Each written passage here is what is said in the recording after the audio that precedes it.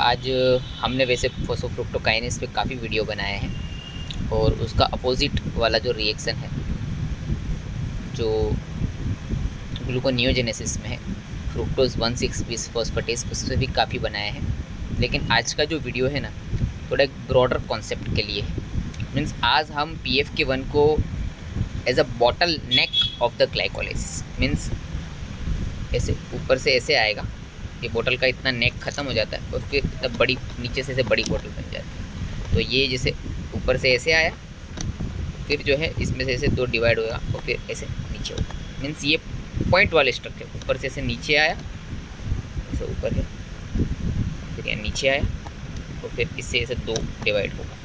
तो ये बीच वाला पॉइंट है वो PFK1 है। अब मैं आपको समझाता हूँ क्यों। कि ग्लाइकोलाइसिस की शुरुआत 6 कार्बन से होगी, मीन्स मोस्ट अपर पार्ट, और फिर जब वो नीचे यहाँ पे पॉइंट पे आ जाएगा तो 6 कार्बन वाले स्ट्रक्चर 2 में डिवाइड हो जाएगा। और वो जो 2 में डिवाइड होगा उसमें से एक होगा ग्लिसरॉल्डिहाइड 3 फॉस्फेट और एक होगा ट्राई हाइड्रोक्सी एसीटोन। फिर वो दोनों 3 कार्बन में से जो लास्ट वाला बनेगा तो 2 पाइरुवेट बनेंगे। मीन्स एक 6 कार्बन में से लास्ट में 2 पाइरुवेट बनते हैं और जो बीच का जो सेंटर पॉइंट है वो PFK1 है।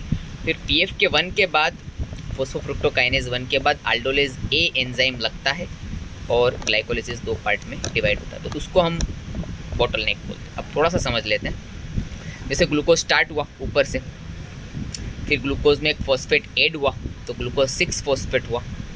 ऐड करने के लिए enzyme hexokinase EC number 2 means phosphate को ट्रांसफ़र करेगा। फिर ग्लूकोज 6 फॉस्फेट में से फ्रुक्टोज 6 फॉस्फेट मीन्स आइसोमर हो जाएगा कि भाई फंक्शनल कार्बन चेंज हो जाएगा ग्लूकोज में से, तो अल्डिहाइड में से कीटो हो जाएगा, तो ग्लूकोज में से फ्रुक्टोज हो जाएगा। फिर फ्रुक्टोज 6 फॉस्फेट में हम एक और फॉस्फेट ऐड करेंगे, उसके लिए हम वापस ट्रांसफरेज होगा एंजाइम, उसका नाम है फोस्फोफ्रुक्टोकाइनेज 1, ठीक है। और ये एंजाइम वो एंजाइम है जो first committed step of glycolysis, means अगर PFK1 हो रहा है तो उसके बाद फिर ग्लाइकोलाइसिस आगे बढ़ेगी। अब फ्रुक्टोज 1,6 बिसफॉस्फेट मीन्स एक फ्रुक्टोज बन गया और उसमें 2 फॉस्फेट ऐड हो गए। अब टाइम आ गया उसको डिवाइड करने का, और उसको डिवाइड कौन करेगा? अल्डोलेज A। अल्डोलेज A जो है लाइज कैटेगरी का एंजाइम है, मीन्स ना वो पानी यूज़ करेगा और ना वो ATP यूज़ करेगा, वो डिवाइड करेगा।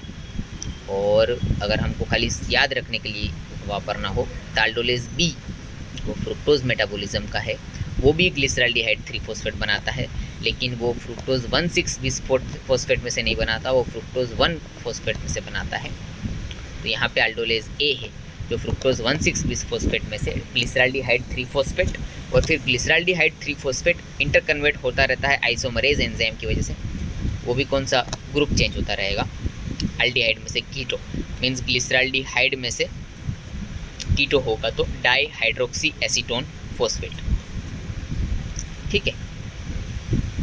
तो अब यहाँ पे हम वापस उसे क्यों PFK1 से समराइज कर लेते हैं कि भाई ग्लूकोज से हम स्टार्ट किए थे, फिर ग्लूकोज में से ग्लूकोज 6 फॉस्फेट हम मिडल में आए, फिर ग्लूकोज 6 फॉस्फेट में से फ्रुक्टोज 6 फॉस्फेट हमने उसका ग्रुप चेंज कर दिया, फिर फ्रुक्टोज 6 फॉस्फेट में एक और फॉस्फेट मिलाया हमने तो फ्रुक्टोज 1,6 बिसफॉस्फेट हुआ। फिर वो फ्रुक्टोज 1,6 बिसफॉस्फेट जो डिवाइड होगा अल्डोलेज A एंजाइम की वजह से, उसका जस्ट पहले का एंजाइम है PFK1 जो फ्रुक्टोज 6 में से फ्रुक्टोज 1,6 बिसफॉस्फेट बनाएगा, मीन्स जो दूसरा फॉस्फेट ऐड कराता है, और वो इस तरह ऐसे ग्लाइकोलाइसिस को ऐसा ऊपर से आके फिर ऐसे डिवाइड कर देता है, फिर ऐसे नीचे 2 पाइरुवेट बनाता है। तो इसके लिए उसको बोलते हैं the bottle neck of glycolysis. Okay, thank you.